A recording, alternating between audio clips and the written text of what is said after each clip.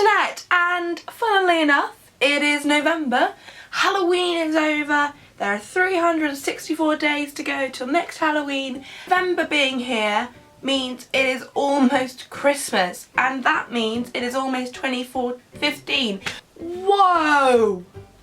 I can't even right now. I'm just getting over my hangover from last night where I went dressed like this.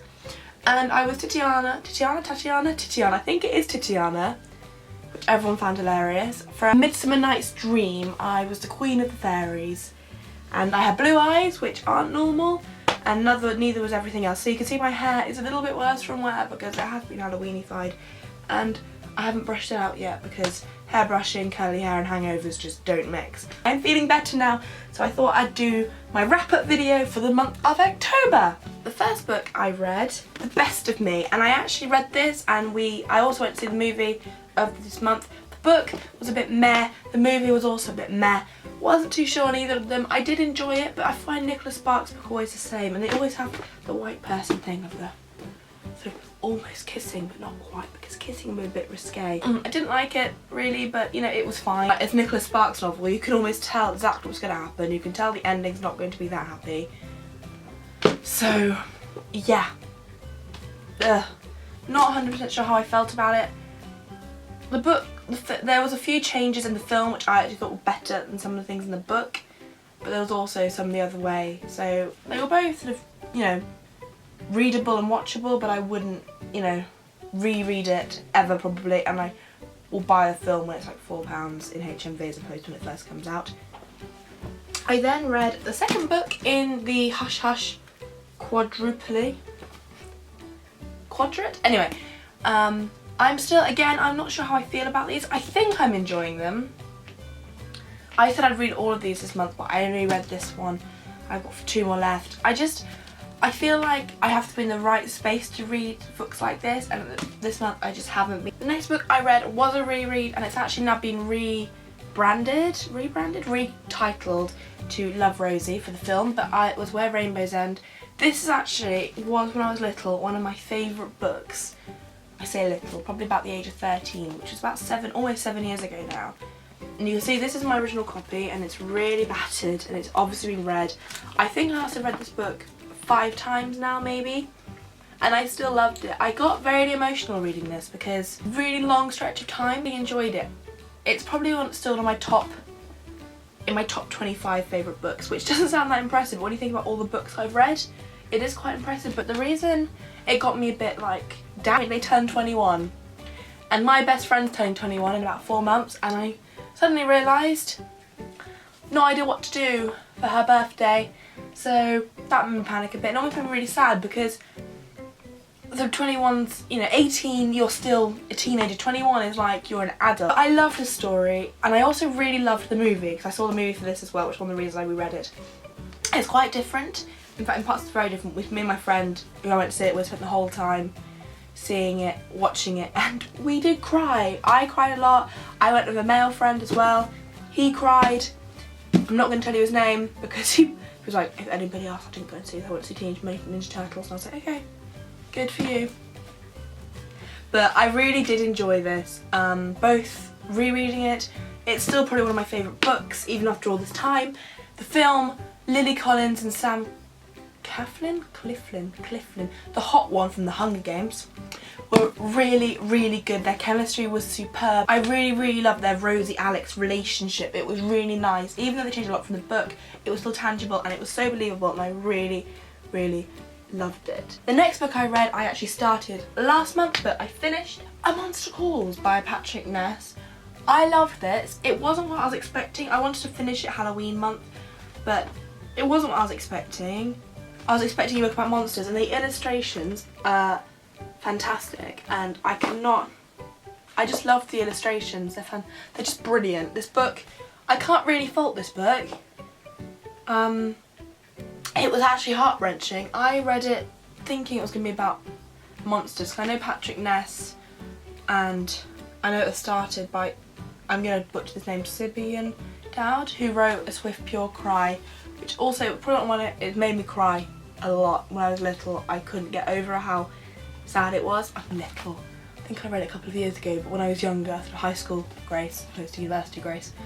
But this was really good. It was a really clever way of speaking out about something, and this kid is going, Connor is, his mum has cancer, and he's obviously having a really hard time with it, and you know, it keeps coming back and it keeps, you know, the chemo works and it doesn't, and it's just this really like cat and mouse story, but that's not what it's about. It's sort of further on the game, and he starts having these nightmares where the yew tree in his forest comes to life, in his garden comes to life, and it's about how this monster tells him stories, and it's terrifying, but it's really honest, and I did love it, and I would highly recommend this.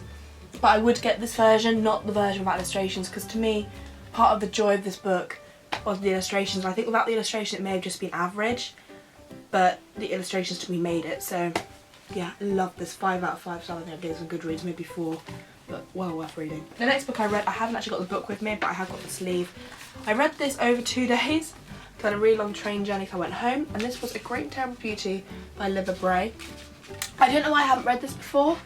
I bought it probably just before the summer started. I did quite a big book haul before I left uni. I had some spare money and it was like, yeah, and then I regretted it because I had no money. But this was really, really good.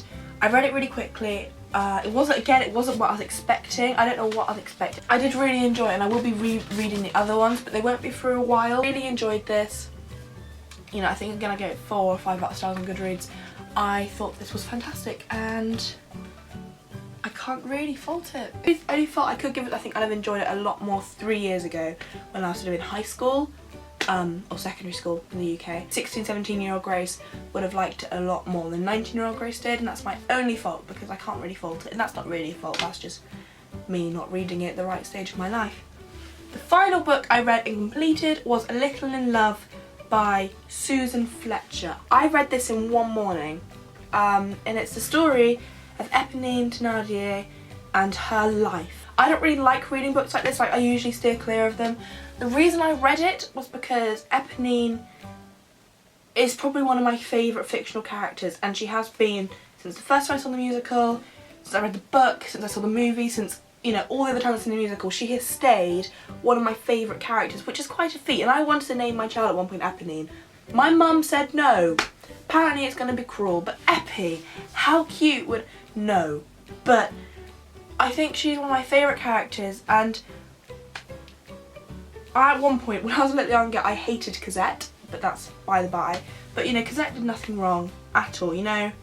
She was just... But Eponine was just a product of her environment when she was little, but she did, you know, she came good, and it was love that made her good, but that's, you know, irrelevant. If she changed for somebody else, it's irrelevant. Anyway, this story was really good. It showed her from when she was very little, when Cosette lived with the Thénardiers.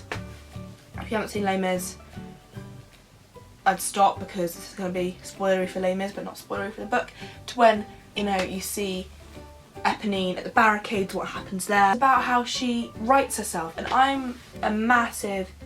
I ship Eponine and Enjolras, which I know is a crack ship and nobody really likes them.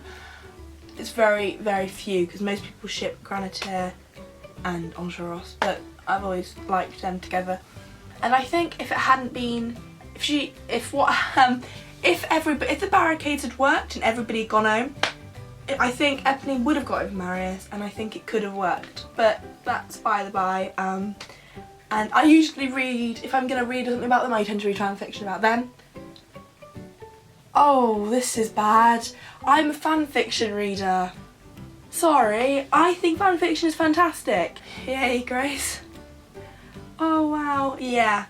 I'm a massive fan fiction reader, which actually sometimes why I don't read a lot during the month, because I've been reading books written practically on the internet, which is really bad, but huge fan fiction fan, I can't fault it. Stop! No! I had another reread, and I reread Austenland. Shamefully enough, this is one of my like guilty pleasures. It's a super quick read. It's not even 200 pages, or is it just... It is just shy of 200 pages. It's a morning, it's like a Sunday evening when you can't sleep read, which is when I read it actually, funnily enough. And I really enjoyed it. I love this book. It's not one of my favourites, it's just one of the ones, it's like a hug. It's like, it's the same amount of time it would take to watch a chick flick. and I really enjoy it. These were the books I read, plus A Little in Love, and yay. So I haven't read that many. 1, 2, 3, 4, 5, 6, 7 books, so it hasn't been that great, but I have been busy and I have read quite a bit of fan fiction, so well done. And I will see you all in my next video, and I'll see you soon. Okay, bye. Bye. But I am feeling better now. Every time